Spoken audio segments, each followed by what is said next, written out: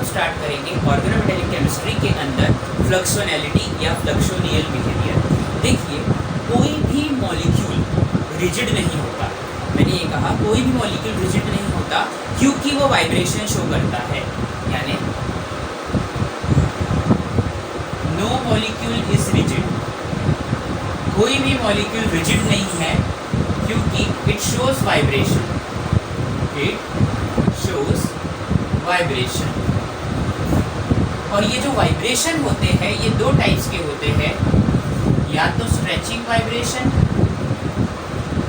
और या तो बेंडिंग वाइब्रेशंस। ठीक, ये आप बात ध्यान रखेंगे। स्ट्रेचिंग और बेंडिंग वाइब्रेशन होते हैं और इन्हीं वाइब्रेशन के कारण बॉन्ड एंगल में चेंज आता है। और ये जो वाइब्रेशंस होते हैं ये leads to change in bond angle. क्या बात है। मैंने ये कहा फ्लक्सोनियल बिहेवियर में हमें जनरल ये देखना है कि लिगेंड का इंटरचेंज टेम्परेचर के अकॉर्डिंग कैसे हो रहा है। सबसे पहली बात, अब उसी चीज़ को स्टडी करने के लिए हमें एक बात ध्यान रखनी है कि कोई भी मॉलिक्यूल रिजिड नहीं होता क्योंकि वो वाइब्रेशन शो करता है और वाइब्रेशन शो करने के कारण उनके बॉन्ड एंगल में चेंज आ जाता है। ये आप बात ध्यान रखें। As well as bond length में भी चेंज आ जाता है, एंड बॉन्ड लेंथ इसमें भी चेंज आता है। ये आप नोट करेंगे। फिर हम आगे की ओर चलेंगे। आपने बचपन से ही पढ़ रखा है कन्फॉर्मर्स। ठीक है, ये कन्फर्मर्स क्या होते हैं? सबसे पहली बात तो ये ध्यान रखना है कि कन्फर्मर एक ऐसी स्पीशीज होती है जिनकी कनेक्टिविटी भी सेम होती है और वो रोटेशन शो करते हैं सिग्मा बॉन्ड के साथ में, मतलब सिग्मा बॉन्ड के एक्सेस सिग्मा बॉन्ड से जुड़े होते हैं और कनेक्टेड क्या बोलते हैं रोटेशन शो करते हैं। मैंने ये कहा कि कन्फर्मर्स, ठीक है, कन्फर्मर्स एक ऐसी स्पीशीज है। मान लीजिए ए और बी आपस में कन्फर्मर है, तो ए और बी में बॉन्ड की कनेक्टिविटी भी सेम होगी और वो सिग्मा बॉन्ड के ऊपर रोटेशन शो करते हैं। मतलब सिग्मा बॉन्ड होना चाहिए रोटेशन शो करने के लिए। तो इन दोनों में कनेक्टिविटी सेम है, ठीक है, इन दोनों में रोटेशन भी सेम हो रहा है सिग्मा बॉन्ड। ये बात आप ध्यान रखेंगे। अब अगर कन्फर्मर्स को हम दो पार्ट में तोड़ देते हैं अपने समझने के लिए। देखिए, अगर कन्फर्मर बना और उसका एनवायरनमेंट नॉन केमिकली अनइक्विवेलेंट है, यानी कन्फर्मर्स का एनवायरनमेंट नॉन केमिकली इक्विवेलेंट है, यानी ए और बी आपस में कन्फर्मर तो है लेकिन उनमें बॉन्डिंग सेम नहीं है, उनमें रोटेशन प्रॉपर नहीं हो रहा है। इसका मतलब ये हुआ कि उनका environment non chemically equivalent environment, उनका एनवायरनमेंट एक जैसा नहीं है। इसका मतलब ये हुआ कि ये जो कन्फर्मर है इसे हम टॉटोमर कहेंगे। टॉटो, ये कहा ए और बी आपस में। अब ए और बी से डायरेक्ट मॉलिक्यूल पे चलते हैं। जैसे ये है मेरे पास मॉलिक्यूल एसीटोन का, ठीक है, ये इसका कीटो फॉर्म है और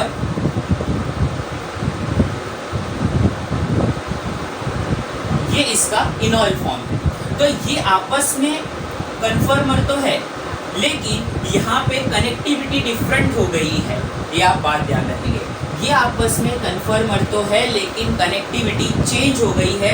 इसका मतलब ये टॉटोमर्स कहलाते हैं। ऐसे कन्फर्मर्स जिनकी केमिकल इक्विवेलेंट एनवायरनमेंट सेम नहीं होता वो टॉटोमर्स कहलाते हैं और प्रोसेस को हम कहते हैं टॉटोमेरिज्म। ये आप बात ध्यान रखेंगे। अगर अब दूसरा केस है हमारे पास कि जो कन्फर्मर है उसका केमिकल एनवायरनमेंट सेम हो जाए, यानी केमिकली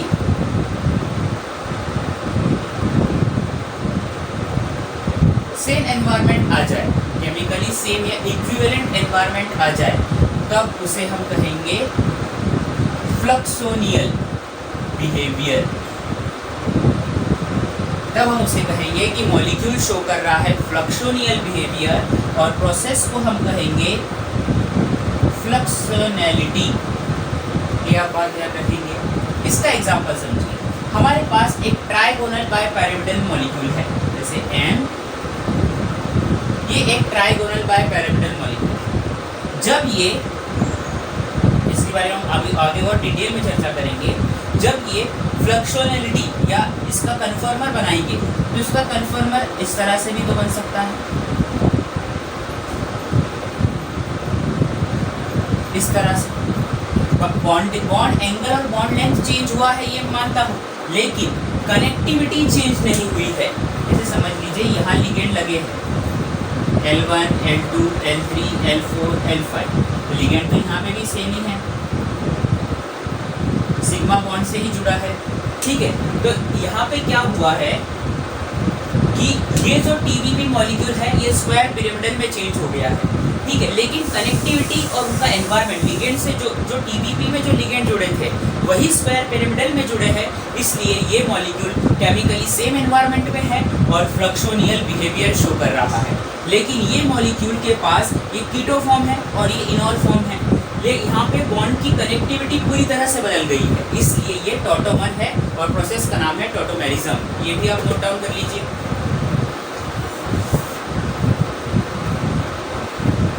अब ये जो फ्लक्शनैलिटी होती है ये ट्राइगोनल बाइपिरामिडल मॉलिक्यूल्स में बहुत कॉमन होती है।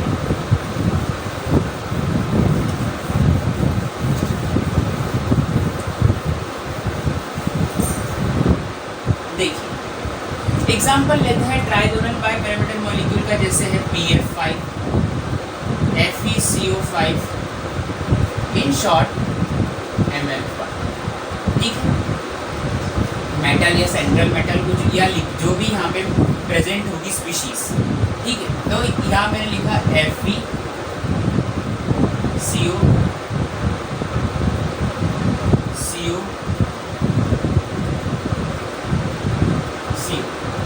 ये CO L1 ये लिगेंड को बता रहा हूँ, L3, L4, L5, ठीक है, ये लिगेंड ही तो है CO, ठीक। ये किस तरह का स्ट्रक्चर है? ट्राइगोनल बाइपिरामिडल स्ट्रक्चर, ठीक। अब जब ये हाई टेम्परेचर पे ये स्पीशीज होगी, जब ये मॉलिक्यूल या ये सैंपल अगर हम हाई टेम्परेचर पे रखें या रूम टेम्परेचर पे रखें तो ये फ्लक्शनैलिटी शो करता है। किस तरह से? TBP चेंज हो जाएगा किसके अंदर? स्क्वायर पिरामिडल के अंदर। TBP स्ट्रक्चर चेंज हो जाएगा स्क्वायर पिरामिडल के अंदर। L1, L2, L3, L4, L5 किसमें चेंज हुआ? स्क्वायर पिरामिडल, ठीक है, ये आप ध्यान रखिए। लेकिन ये जो स्क्वायर पिरामिडल कॉम्प्लेक्स होता है ये अनस्टेबल होता है, इसी अनस्टेबल के कारण ये स्ट्रक्चर ज़्यादा देर तक नहीं रह पाता है और वापस से ये अपने ट्राइगोनल बाइपिरामिडल स्ट्रक्चर में चेंज हो जाता है, मतलब वापस अपने ओरिजिनल फॉर्म में लौट के आ जाता है। ये आप ध्यान रखेंगे। तो ये TBP से स्क्वायर पिरामिडल बनना और स्क्वायर पिरामिडल से वापस TBP बनना एक तरह का फ्लक्शोनियल बिहेवियर है। मैंने ये कहा TBP से स्क्वायर पिरामिडल बनना और वापस स्क्वायर पिरामिडल से TBP बनना एक फ्लक्शोनियल बिहेवियर का एग्जाम्पल है। नोट करेंगे इसे भी।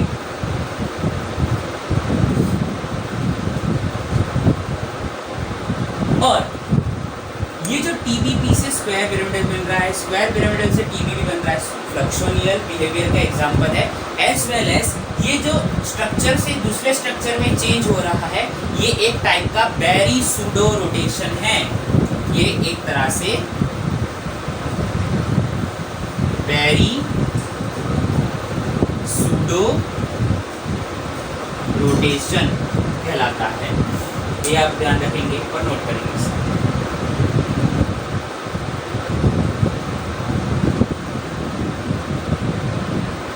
ठीक,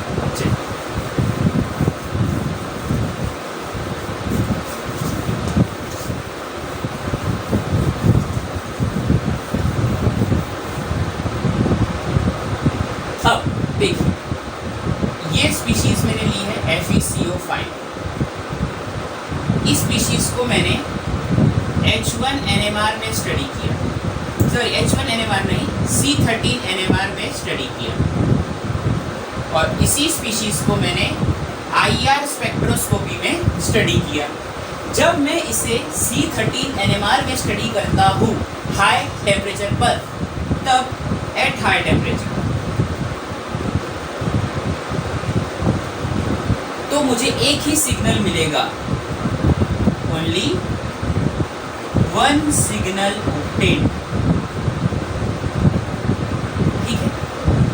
और इसी स्पीशीज को अगर मैं -80 डिग्री सेंटीग्रेड पे C13 NMR में स्टडी करूँ या लोअर टेम्परेचर पे स्टडी करूँ, तो मुझे दो टाइप के सिग्नल मिलेंगे, two types of signals obtained, ठीक। और ये जो दो तरह के सिग्नल ऑब्टेन हो रहे हैं वो किस तरह से है, तो दो CO का एक सिग्नल, दो एक्सियल CO का, दो एक्सियल CO का एक सिग्नल, और तीन इक्वेटोरियल CO का एक सिग्नल। देखिए ये स्पीशीज कुछ इस तरह से होगी,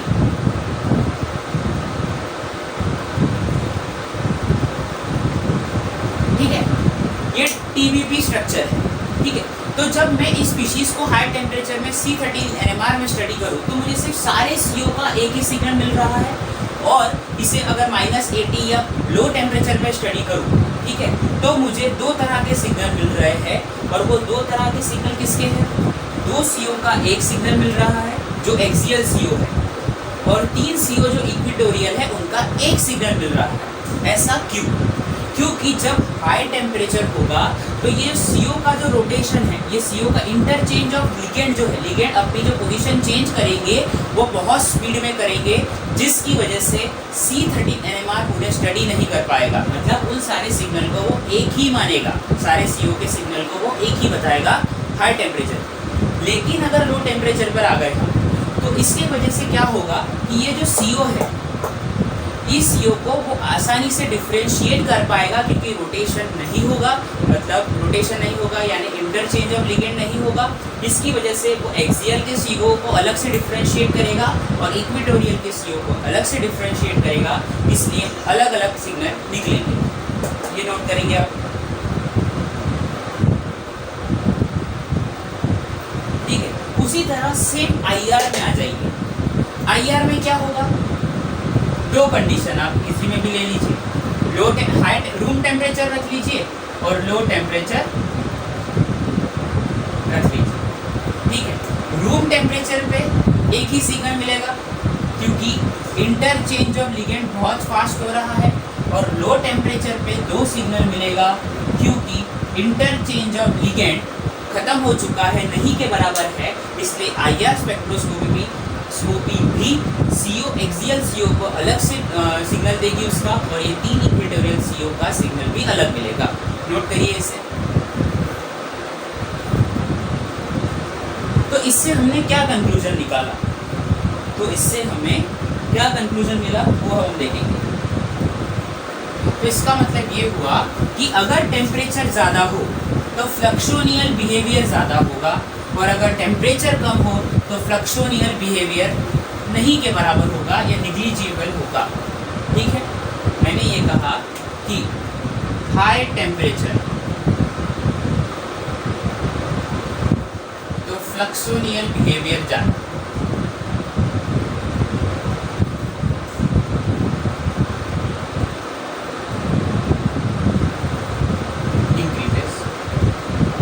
और अगर लो टेम्परेचर है तो फ्लक्शोनियल बिहेवियर कम, ये अपना डिक्रीज हो जाए, ये नोट करेंगे आप। और भी हम क्या कंक्लूजन निकाल सकते हैं, तो देखिए ये रहा टेम्परेचर।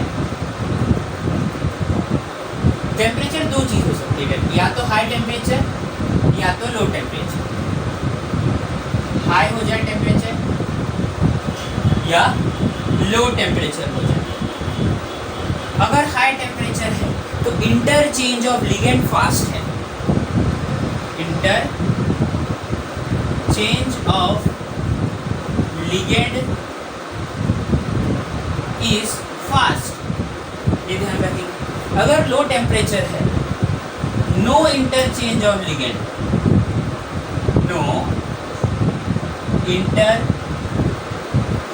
ऑफ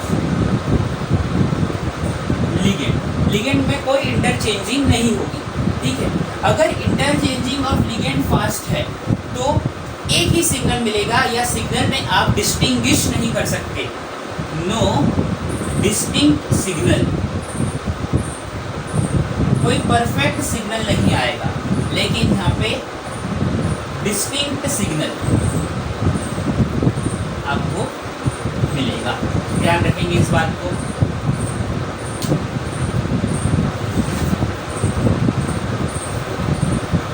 चलिए ये जो मैंने बात की थी उसे पीक से समझते हैं, पीक से।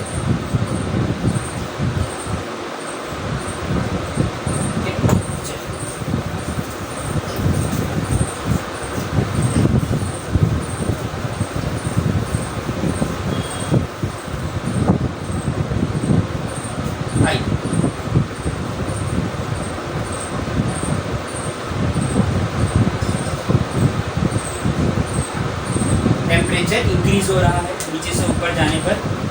अब ये देखिए, जब टेम्परेचर लो था, बहुत ही कम, जैसे माइनस में है, माइनस में अगर टेम्परेचर है, एक मिनट,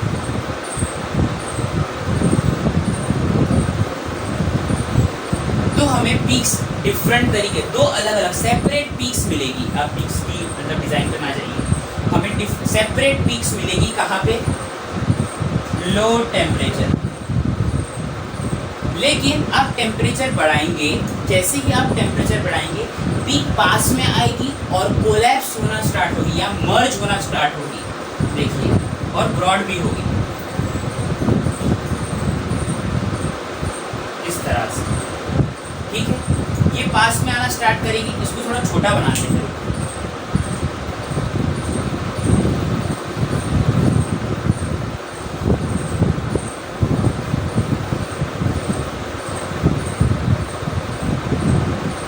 मैंने ये कहा कि अगर लो टेम्परेचर है तो इस तरह से पीक्स मिलेगी, मतलब सेपरेट पीक्स आपको मिलेगी लो टेम्परेचर, जिसमें आप डिस्टिंग्विश कर पाओगे। लेकिन टेम्परेचर बढ़ाएंगे तो पीक्स में ब्रॉडनिंग आ जाएगी।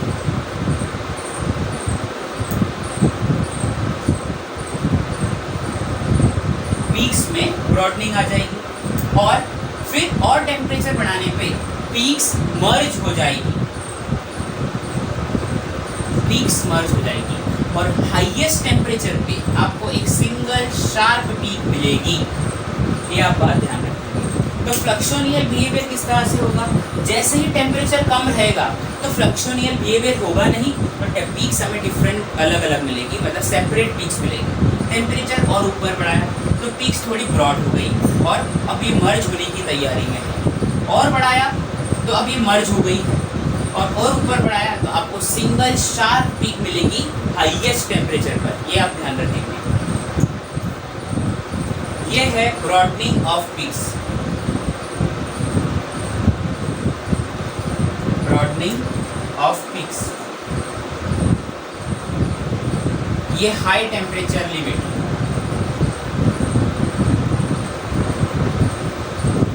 हाई टेम्परेचर लिमिट, और ये है मर्जिंग ऑफ पीक्स। ध्यान रखिएगा इसे भी आप।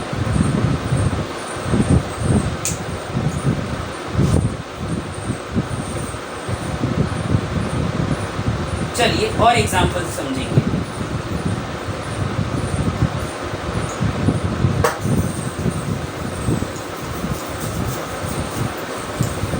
अब हमारे पास एक कॉम्प्लेक्स दिया हुआ है, अब हम उसका फ्लक्शोनियल बिहेवियर विद पीक स्टडी करेंगे। देखिए कॉम्प्लेक्स दिया हुआ है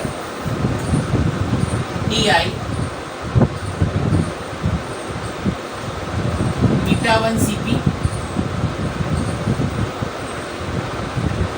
eta1 Cp और ये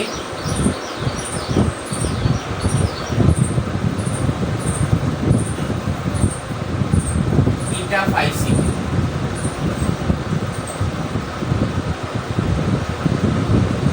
इस तरह से आपको कॉम्प्लेक्स दिया हुआ है और आपको एक अब आप इसका ग्राफ बनाएंगे यानी पीक्स ऑब्टेन करेंगे लो टेम्परेचर।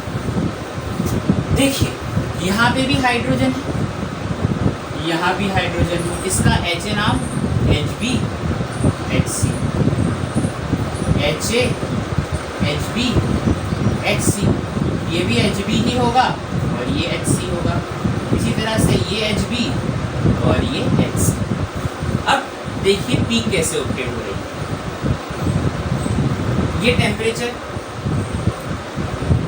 ठीक, लो टेम्परेचर यानी समझ लीजिए माइनस 80 डिग्री सेंटीग्रेड पर, माइनस 80 डिग्री सेंटीग्रेड पर पीक्स किस तरह से होती है। देखिए ये 2 Cp है, इन 2 Cp का एक ही पीक मिलेगा, eta5 Cp की बात कर रहा हूँ। तो ये जो 2 Cp है उसका एक ही पीक मिलेगा, एक सिंगल शार्प पीक इस तरह से ये मिल गई। ये लो टेम्परेचर ठीक, ये आप ध्यान रखेंगे। उसके बाद ये दो लो टेम्परेचर पे अब सारे हाइड्रोजन की पीक्स को इजीली डिफरेंशिएट कर पाएंगे, इसलिए आपको 2 ट्रिपलेट मिलेंगे, इसलिए आपको 2 ट्रिपलेट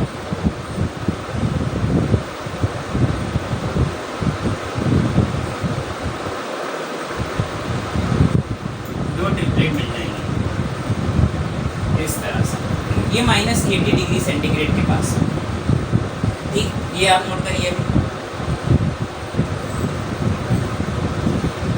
फिर जैसे ही आप टेम्परेचर और बढ़ाएंगे, जैसे ही आप टेम्परेचर और बढ़ाएंगे तो ये 2 हाइड्रोजन, इसके जो हाइड्रोजन है eta1 वाले, eta1 Cp के जो हाइड्रोजन है उसे आप डिफ्रेंशिएट नहीं कर पाएंगे, ये मर्ज हो जाएंगे यानी एक ट्रिपलेट मिल जाएगा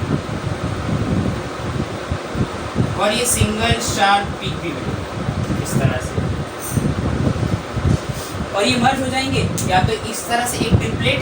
और ज़्यादा टेम्परेचर बढ़ाने पर क्या होगा, और ज़्यादा टेम्परेचर आप बढ़ाएंगे तो ये ट्रिपलेट आपको एक सिंगलेट के रूप में दिखेगा इस तरह से ठीक है, ये भी नोट करेंगे आप। अब अगर आप और टेम्परेचर बढ़ाएंगे तो फिर पीक की ब्रॉडनिंग हो जाएगी इस तरह से, और आखिरी में आपको एक सिंगल शार्प पीक मिलेगी, एक सिंगल शार्प पीक। ये आप तो छोटी होगी बड़ी होगी ठीक है। तो लो टेम्परेचर पे आप ये ट्रिपलेट को, ये सारे हाइड्रोजन के ट्रिपलेट को दोनों Cp के eta1 डिफ्रेंशिएट कर पा रहे हैं, लेकिन टेम्परेचर बढ़ाया कि ट्रिपलेट मर्ज हो गए, एक ट्रिपलेट दिखा, और टेम्परेचर बढ़ाया आपको दोनों सिंगलेट ही दिखेंगे आपको, एक सिंगल पीक। फिर और बढ़ाने पर ब्रॉडनिंग हो गई पीक्स की, और लास्ट में सबसे हाई टेम्परेचर पर आपको एक सिंगल पीक मिलेगा। ये नोट करिए आप। तो ठीक है दोस्तों, आज हमने फ्लक्सोनियल बिहेवियर को स्टडी कर लिया है। आई होप आपको मेरा लेक्चर पसंद आया होगा। इफ़ आपको मेरा लेक्चर पसंद आया तो प्लीज़ लाइक